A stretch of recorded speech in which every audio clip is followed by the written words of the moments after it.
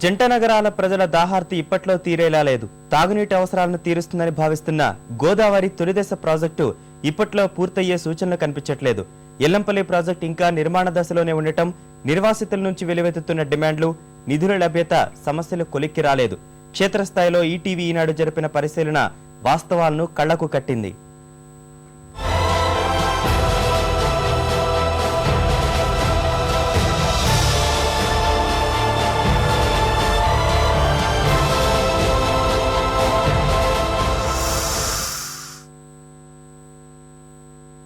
నానాటికి విస్తరిస్తున్న హైదరాబాద్, సికింద్రాబాద్ తాగునీటి అవసరాలు తీర్చడం జలమండలికి తలకు మించిన భారమే అవుతోంది.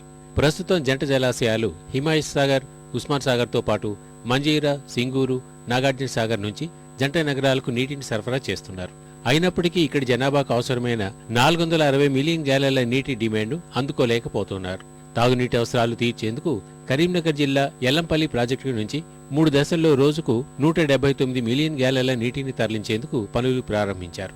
3,375 కోట్ల భారీ ఖర్చుతో చేపడుతున్న ఈ ప్రాజెక్టును 2015 నవంబర్ నాటికి పూర్తి చేయాలని తొలుత భావించారు. వివిధ స్థాయిల్లో పరిశీలన అనంతరం ఈపీసీ సూచనతో ఆ లక్ష్యాన్ని ఈ ఏడాది మే నెలకు మార్చారు.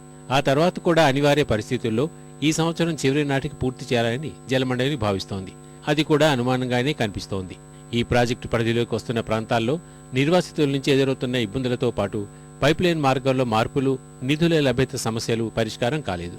రంగారెడ్డి జిల్లా గన్పూర్ కొండపై ప్రధాన జలాశయం నిర్మిస్తున్నారు. మజీద్పూర్లో పైప్లైన్ వెళ్లే మార్గాన్ని పలుమార్లు మార్చడం స్థానికులకు ఇబ్బందిగా మారుతోంది. దీనికి పైప్ లైన్ ఏదైతే మన గోదావరి జలాలు తీసుకొస్తున్నాడో మా గ్రామానికి చెందినటువంటి చాలా మంది భూములు నష్టపోతా ఉంది. ప్రభుత్వం పేరు మీద ఏదో నామకే వాస్తే కొంత మాత్రమే మార్కెట్ రేటు 50 లక్షలు ఉంటే కేవలం 18 లక్షల మార్కెట్ వాల్యూ కట్టి ఇవ్వడం జరుగుతూ ఉంది. దీనివల్ల మేమందరం కూడా చాలా తీవ్రంగా నష్టపోతా ఉన్నాం. రైతులు ఎకరం 10 గుంటలు 15 గుంటల భూములు రైతులకి వెళ్ళేసారు. మేము దాని గురించి మస్తు పోరాటం చేసినాం. ఎమ్మెల్యే దగ్గరికి పోయినాం, లెటర్లు తీసుకొని రాసినాం, పంపించినాము. మెట్రో వాటర్ సప్లై వాళ్ళ దగ్గరికి కూడా పోయినాం. పెద్ద ఎత్తున డబ్బులు తిని ఇది పెద్ద ఎత్తున చేసేది. గోదావరి నుంచి నీటిని తీసుకునే ముర్మూరు వద్ద మరో సమస్య నెలకొంది. ఎల్లంపల్లి జలాశయ నిర్మాణానికి సహకరించిన ఎన్టీపీసీ తమకు అవసరమైన 20 శతకోటి ఘనపటి అడుగుల నీటిని ఇక్కడి నుంచి తీసుకుంటోంది. మిగిలిన నీటిని భాగ్యనగరానికి తరలించాల్సి ఉంటుంది. వాస్తవానికి ఇదంతా జలాశయంలో పూర్తి స్థాయిలో నీరు ఉన్నప్పుడు మాత్రమే సాధ్యం. కానీ ఏడాదిలో కేవలం 2 లేక 3 నెలలు మాత్రమే ఎల్లంపల్లి ప్రాజెక్టులో పూర్తి స్థాయిలో నీరు నిల్వ ఉంటుంది. కానీ ఇప్పుడిప్పుడే ఓ కొలికి వస్తున్న ఎల్లంపల్లి ప్రాజెక్టు నిర్మాణం పూర్తి కావడానికి మరో ఏడాది అయినా పట్టక తప్పదు. అప్పటి వరకు నీటిని తీసుకోవడం ఎలాగూ సాధ్యం కాదు. అటువంటప్పుడు భాగ్యనగరానికి మరో ఏడాదిలో నీటిని తీసుకొస్తామంటూ చెప్తున్న అధికారుల మాటలు నీటి ముఠలే అని తేలిపోతోంది. ఇక్కడ Yellampalli pump house metro project కింద 5,000 కోట్లు పంప్ హౌస్కు కేటాయించడం ప్రభుత్వం జరిగింది. దానికి సంబంధించి ఇక్కడ 180 ఎకరాలు పంప్ హౌస్కు గవర్నమెంట్ ఎన్సీసీ వాళ్ళకు అప్పచెప్పి తీసుకోవడం జరిగింది. ఇక్కడ జనరల్గా 5 లక్షల రూపాయల మార్కెట్ వాల్యూ ఉంటే 2,10,000 రూపాయలు కేవలం 2,10,000 కట్టించి రైతులకు చాలా అన్యాయం చేయడం జరిగింది.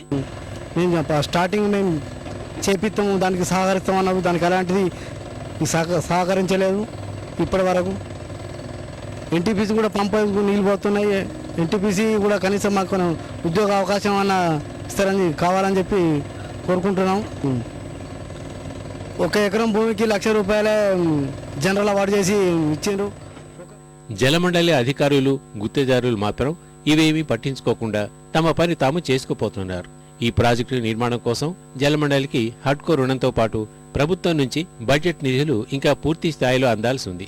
ఇప్పటికే సర్కార్ కేటాయించిన మొత్తంలో 300 కోట్ల రూపాయల మేర గుత్తేదారులకు చెల్లింపులు పూర్తి చేసిన జలమండలి మిగతా సాయం కోసం ఎదురు చూస్తోంది. ముఖ్యంగా గోదావరిలో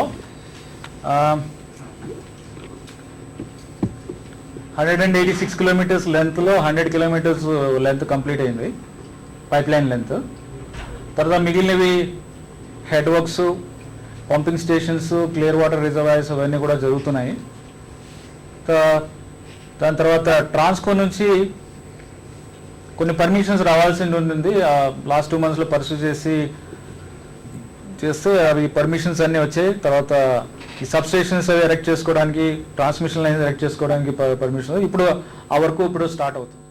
గోదావరి తొలి దశలో సమస్యలు పరిష్కారం కాకపోతే వచ్చే ఏడాది భాగ్యనగర వాసుల నీటి కష్టాలు రెట్టింపు కావడం ఖాయంగా కనిపిస్తోంది.